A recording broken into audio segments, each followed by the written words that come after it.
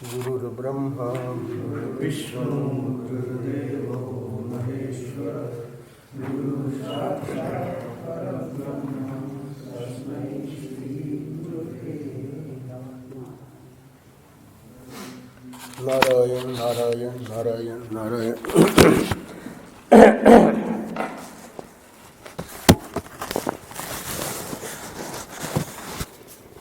15 फरवरी आनंद रस रत्नाकर का आज के पृष्ठ का शीर्षक है, भक्त कह रहा है इतने दयालु प्रभु, यानी प्रभु की दया का कोई पारावार नहीं। उसके द्वारा ये जो भाव नीचे आज पढ़ेंगे हम, तो गदगद हो रहा है उनकी दया का अनुभव करके। माधुर्य कादम्बिनी के बारे में कल मैंने बताया, बहुत उच्च कोटि के वैष्णव संत विश्वनाथ चक्रवर्ती, इन्होंने बहुत बड़े विद्वान थे और अपने अनुभवों को, भक्ति के अनुभवों को जो उन्होंने शब्द दिए हैं, संस्कृत के जानकार तो उसका आनंद मूल में लेते हैं, पर परम पूज्य महाराज की कृपा से ये जो हमारे हाथ में ग्रंथ है बहुत ही अद्भुत है। और उसको सुने, क्योंकि वो भी उपलब्ध है, तो भक्तों को तो अवश्य ही सुनना चाहिए। जो भक्ति की साधना कर रहे हैं उनको तो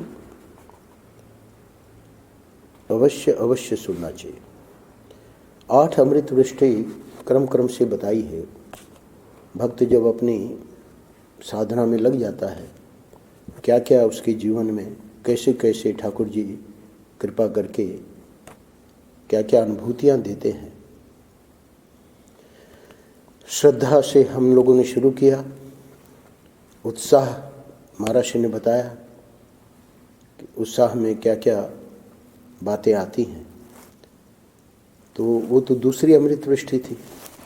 अब 8वीं तक पहुंचना तो संभव नहीं है, क्योंकि इस पुस्तक में धर्म, अर्थ, काम, मोक्ष और ये जो परम प्रेम, इन 5 विषयों के पृष्ठ लिए हुए हैं। तो अलग से इसलिए जो व्यक्ति देखना चाहता है, और आज जो हम पृष्ठ पढ़ेंगे उसमें 8वीं अमृत वृष्टि में क्या स्थिति हो जाती है उसका यहाँ तो बड़े विस्तार में वर्णन किया है। 8वीं अमृत वृष्टि का ये आधे से ज़्यादा ग्रंथ उसी का है, पर हम तो यहाँ संक्षेप में चर्चा करेंगे इसी पृष्ठ को आधार लेके। तो परम पूज्य महाराज श्री बताते हैं कि भगवान जो है क्रम क्रम से पहले तो भक्त की तैयारी हो जाती है। जो जो अनुभूतियाँ भगवान देना चाह रहे हैं, तैयारी उन्हीं की कृपा से होती है, क्योंकि वैराग्य बहुत ज़रूरी है। और उस वैराग्य के बाद जैसे जैसे उसकी भक्ति बढ़ती है, वैसे वैसे ठाकुर जी उसको जो अनुभूतियाँ देते हैं।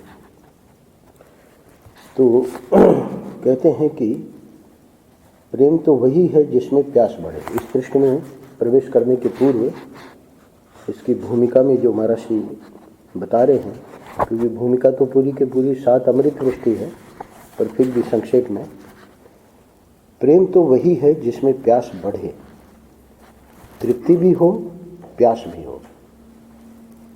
तृप्ति भी हो क्यों कहा? क्योंकि सिर्फ प्यास ही प्यास है और तृप्ति हो ही नहीं रही है, तो वो जो साधना है, वो जो हम कर रहे हैं, उसमें हमारा उत्साह नहीं रहेगा। तो तृप्ति का भी अनुभव ठाकुर जी करवाते हैं, और उसके साथ ही साथ और प्यास बढ़ती है, और प्यास बढ़ती है। प्यास भी हो, तृप्ति भी हो। भगवान अपने मन में विचार करते हैं, देखो ये हमारा भक्त हमारी सुंदरता की एक बूंद पीने के लिए व्याकुल हो रहा है और मैं इसको पिला नहीं पाता, तो फिर मेरी सुंदरता किस काम आएगी? क्योंकि उनकी तो अनंत सुंदरता है, और हमको तो उसकी एक बूंद भी प्राप्त हो जाए, पर भगवान देख रहे हैं कि वो नहीं उसका अनुभव कर पा रहा है। तो भगवान मन में विचार करते हैं, विश्वनाथ चक्रवर्ती जी, कि जो मूल संस्कृत की पद्य है, गद्य है, उसका महाराज श्री अपने भाव दे रहे हैं समझाने के लिए। तो भगवान मानो सोचते हैं कि फिर मेरी मिठास किस काम आएगी, यानी जब भक्ति इसका अनुभव नहीं कर पाएगा तो मेरी मिठास का होना ही बेकार। फिर बंसी ध्वनि किस काम आएगी, मेरी चाम की चिकनाई किस काम आएगी। यदि हमारे भक्त ने छुआ और यदि हमारे भक्त ने न छुआ और उसके अनुभव में न आया तो यह सब बेकार। तो बोले नहीं, हम तो इसको सब देंगे। तो कैसे दें? तो उनके पास, भगवान के पास तो इतनी शक्तियां हैं। तो महाराज जी कहते हैं कि पूर्णता एक शक्ति है, व्यापकता एक शक्ति है, सर्वज्ञता एक शक्ति है, बड़ी बड़ी शक्तियां हैं भगवान के शरीर में। लेकिन सब शक्तियों की मालकिन कौन है? विमला, उसका नाम है उत्कर्षिणी। ये सब शास्त्रीय नाम है, अपने शब्दों में, बोलचाल की भाषा में अनुग्रह। तो ये जो भगवान की सब शक्तियों की चक्रवर्तिनी शक्ति अनुग्रह है, वह प्रकट कहाँ होती है? तो भक्त तो भगवान के साथ बातें करता है ना, पर यहाँ अब भगवान के हृदय में आ रहा है कि मैं कैसे अपना प्रेम इसको दूं। तो वो अनुग्रह शक्ति कहाँ प्रकट होती है? यानी भक्त उसको देखेगा तो कहाँ देखेगा? भगवान के शरीर में, आँखों में। भगवान की आँखों में वही भगवान की सब शक्तियों की स्वामिनी है। वह कहती है और शक्तियों को, और शक्तियाँ मतलब वेदांती लोग वगैरह जो हैं उनको उसमें रुचि है। भगवान पूर्ण है ना, ब्रह्म जो है वो परिपूर्ण है, व्यापक है, आदि आदि। तो अनुग्रह शक्ति क्या कहती है? क्योंकि यहाँ तो भक्त से संबंध है ना, तो भक्त को भगवान कृत्य करना चाह रहे हैं, इसलिए कहते हैं कि ओ पूर्णता ठहरो जरा, ओ व्यापकता उधर खड़ी रहे, ओ सर्वज्ञता जरा दब जाओ, ओ दृष्टापन जरा ठहरो थोड़ी देर। तो महर्षि तो वेदांत के ज्ञाता थे ना, तो बता रहे हैं कि वो सब शक्तियाँ यहाँ भक्त के जीवन में उनका काम ही नहीं है। उनको सबको दबा के, और वह अनुग्रह शक्ति भगवान की अन्य सब शक्तियों को दबा देती है, और ऐसा वात्सल्य भगवान के हृदय में आता है। आँख में जो भगवान की शक्ति रहती है ना, ऐसा वात्सल्य, ऐसा कारुण्य कि वे अपने सेवक को अपनी करुणा से दबा देते हैं।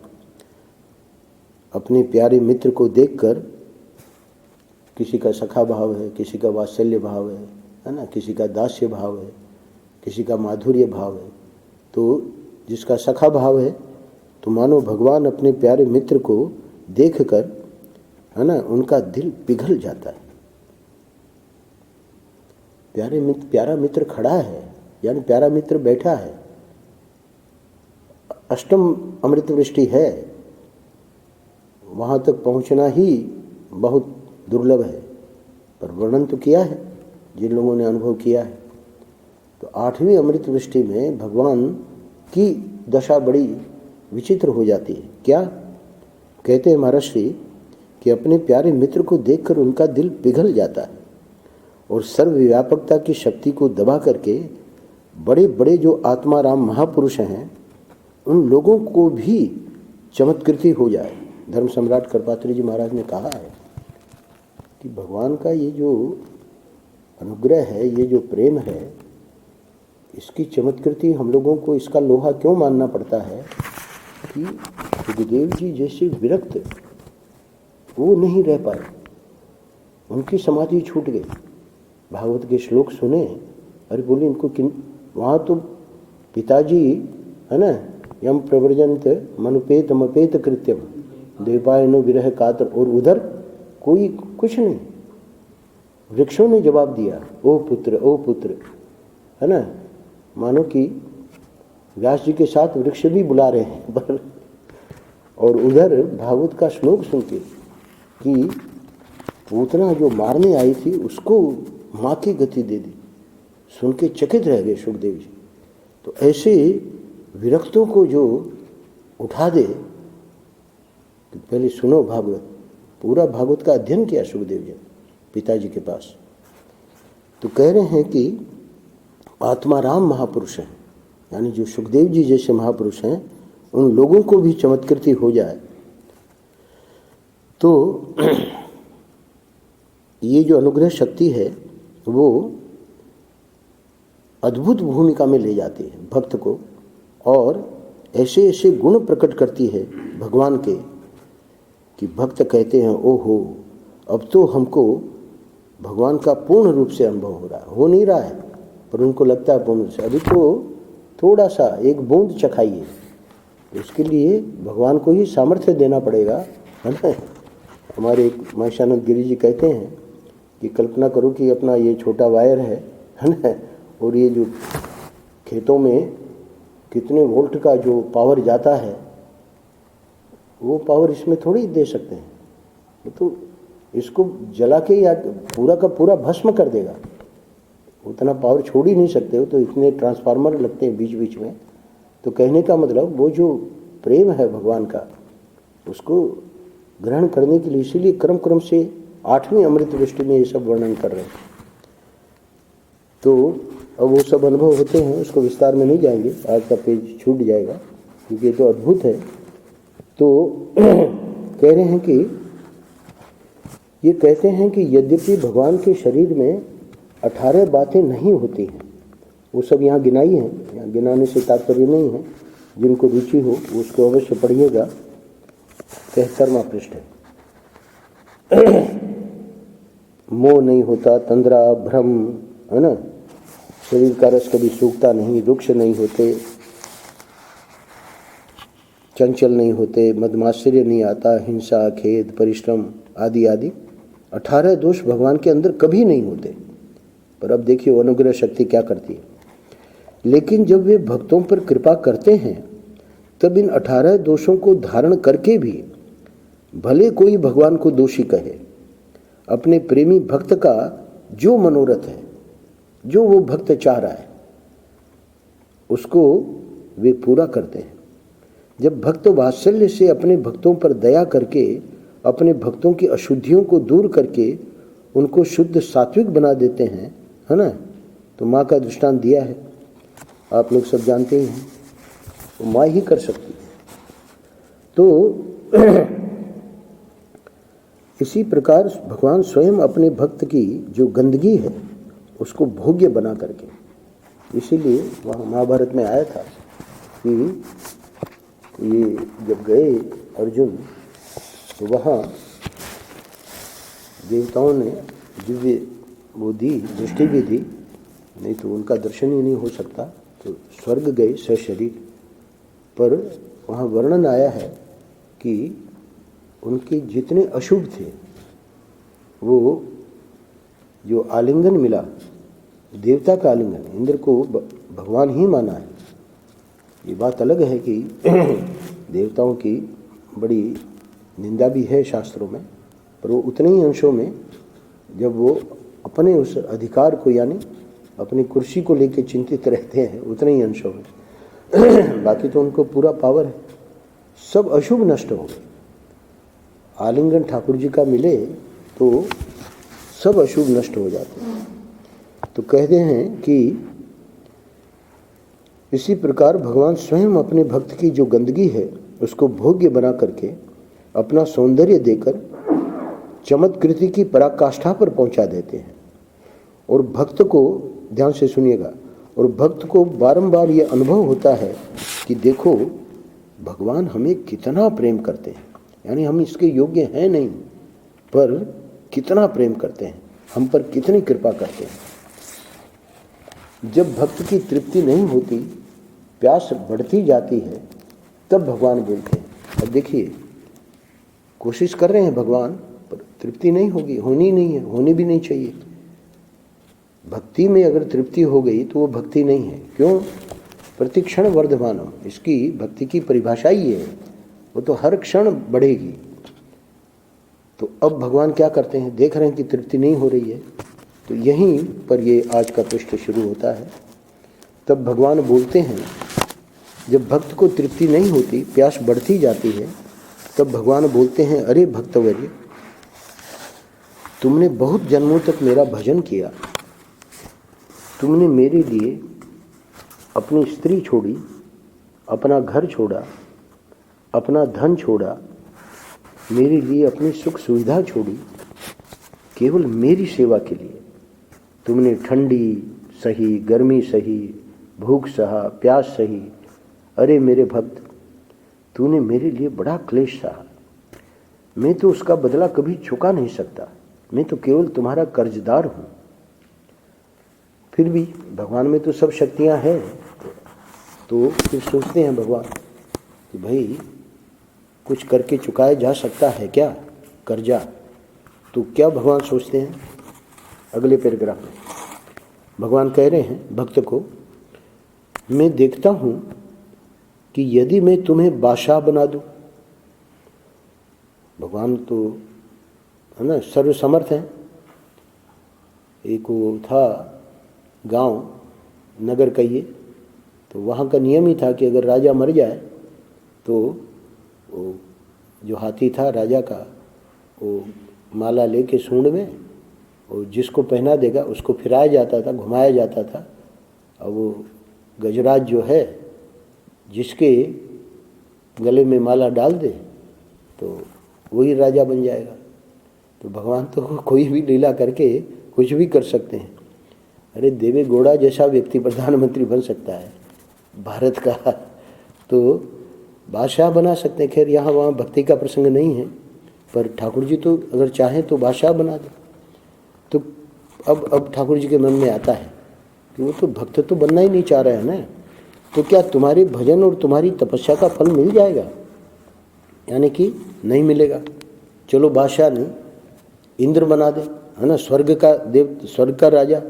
अगर तुमको इंद्र बना दूं, उससे भी बड़ा ब्रह्मा बना दूं, योग की सिद्धि दे दूं, तो भी ये सब तुम्हारे भजन की बराबरी नहीं कर सकते। ऐसा भगवान क्यों कह रहे हैं? देखिए अगले पैराग्राफ में उसको स्पष्ट कर रहे हैं। महर्षि कह रहे हैं, माना कि पशु को घास भूसा बहुत अच्छा लगता है ना। अब कल गो पूजन होगा, शुरू में 84 कोष परिक्रमा के पूर्व जो पूजन वगैरह होते हैं उसमें गो पूजन भी होगा।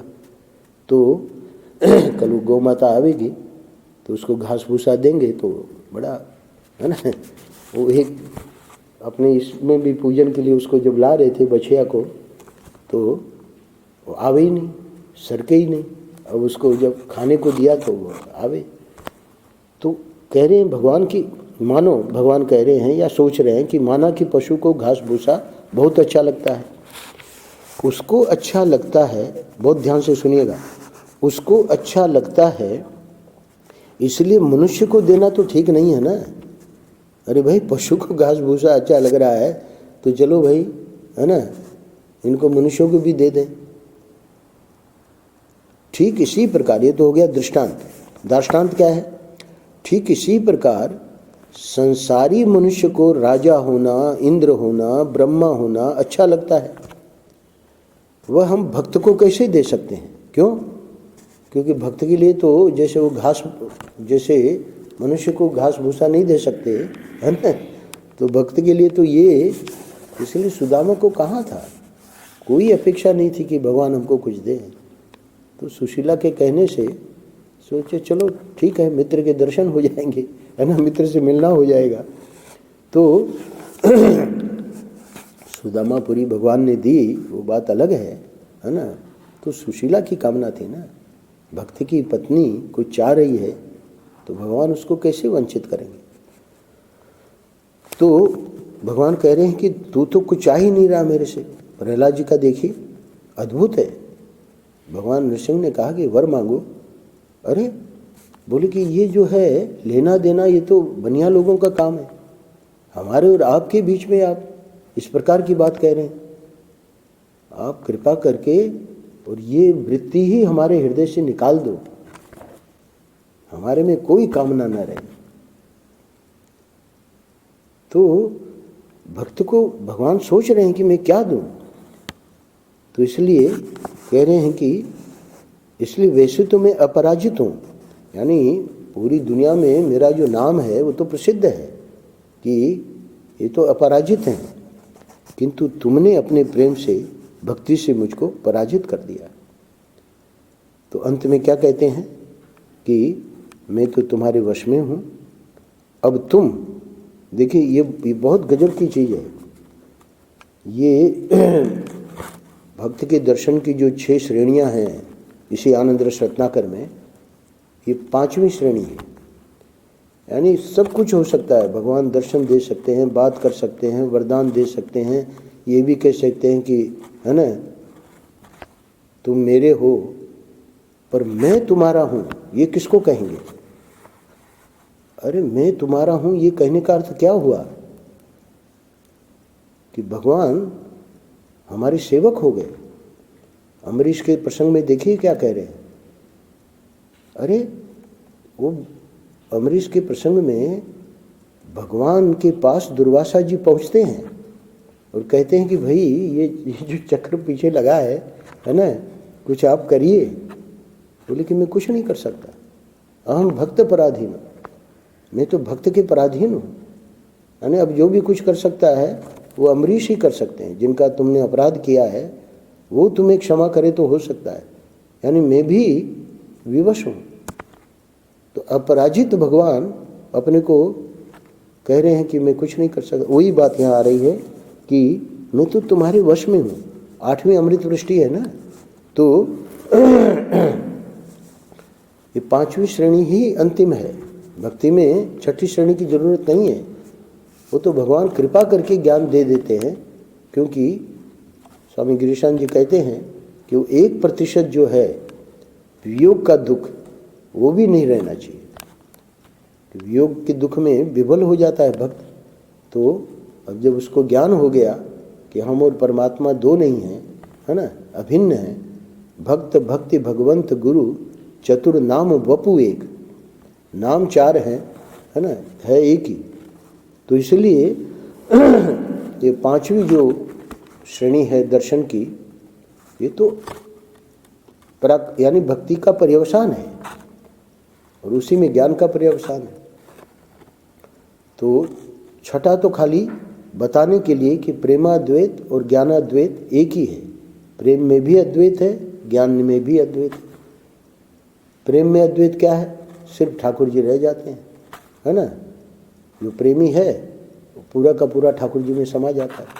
मीरा पूरी की पूरी द्वारकेश में, द्वारकाधीश अपने मथुरा वाले नहीं, द्वारका वाले समा गई सशरीर। तो सशरीर समाना ये तो अद्भुत घटना है, पर भक्त रहते भी अपना अस्तित्व तो कुछ नहीं मानता, सब ठाकुर जी कर रहे हैं। तो यही तो प्रेमाद्वैत है, यही तो ज्ञान की पराकाष्ठा है। वहाँ भी दो नहीं रहते, अद्वैत है। तो इसलिए भगवान कहते हैं मैं तो तुम्हारे वश में हूँ। अब अगला वाक्य और गजब का है। अब तुम अपने साधु स्वभाव से, सुशीलता से, भक्त को जैसे प्रार्थना कर रहे हैं भगवान, हमको अपने ऋण से उऋण करो, है ना, नहीं तो हम अनंत काल के लिए तुम्हारे कर्जदार हैं। यानी तुम अपनी कृपा से हमको ऋण कर दो, तब तो हम ऋण हो जाएंगे, नहीं तो फिर हम तुम्हारे कर्जदार बने रहेंगे। अब ऐसी बात जब ये सुनता है भक्त, कैसे सहन होगी? सहन हो ही नहीं सकती। भगवान ऐसी बातें कर रहे हैं। देखिए भक्त क्या कहता है। ये भगवान की बात सुनते ही भक्त का हृदय ऐसा पिघल जाता है, अरे प्रभु ये क्या बोलते हो, है ना, अपने को कर्जदार बता रहे हो, मैं आपको ऋण करूं, है ना, मैं आप पे कृपा करूं, ये तो उल्टी गंगा बहा रहे हो, तुम तो कृपा के समुद्र हो। अब अपनी कहानी सुना रहा है। मैं तो संसार के घोर प्रवाह में पड़ा हुआ हूं और अब तक तो बड़े बड़े क्लेश हमको बारंबार निगल जाते थे। ये तो आपने कृपा करके भक्ति मार्ग में लगा के ये थोड़ा बहुत भजन करवा दिया, बाकी हमारी स्थिति क्या थी, नाली के कीड़े के जैसे। अब तक तो बड़े बड़े क्लेश हमको बारंबार निगल जाते थे।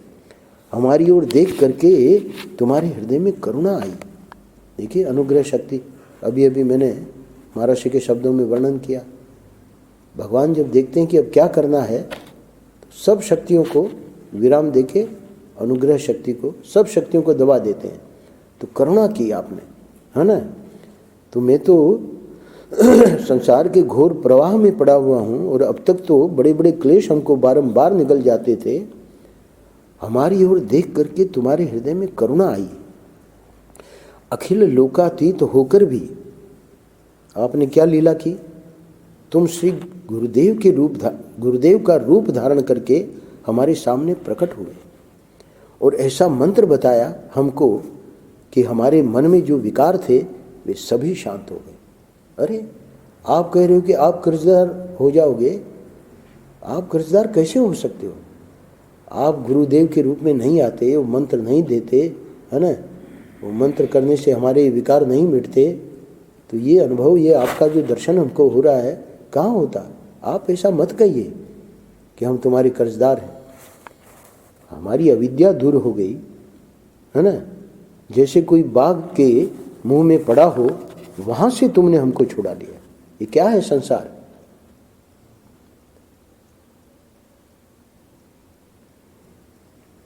हर क्षण आप देखिए, अगर हमारी दृष्टि ठाकुर जी की ओर नहीं है, दुखालयम दुखालयम दुखालयम, इसलिए कह रहा है, भक्त कह रहा है, हमारी अविद्या दूर हो गई।